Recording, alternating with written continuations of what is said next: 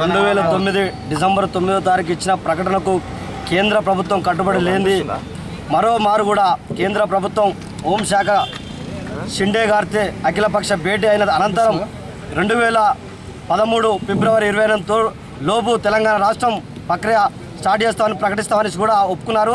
ఆ లోపు 29 తారీఖు ఫిబ్రవరి 29 తారీఖు వరకు తెలంగాణ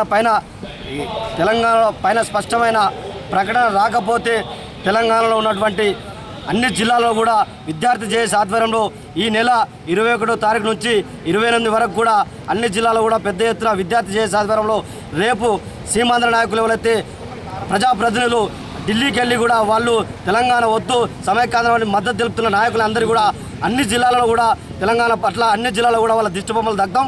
అదేవిధంగా 24వ తారీఖు కూడా అనేక రకాల ప్రోగ్రాంలతో పాటు 28వ తారీఖు వరకు కూడా తెలంగాణ స్పష్టమైన ప్రకటన రాకపోతే కేంద్రం నుంచి స్పష్టమైన ప్రకటన రాకపోతే రేపు 29వ తారీఖు తెలంగాణ వ్యాప్తంగా పూర్తి స్థాయిలో తెలంగాణ బంద్కు పిలుపునియడం జరుగుతుంది.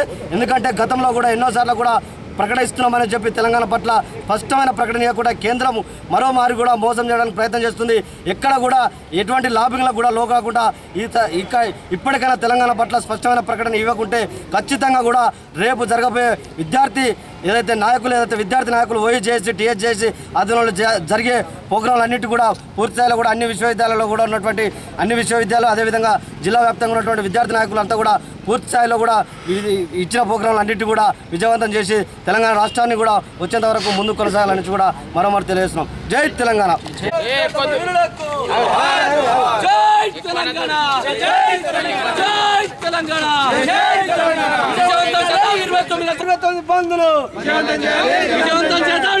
జరిగే తెలంగాణ సంపూర్ణ బంద్ను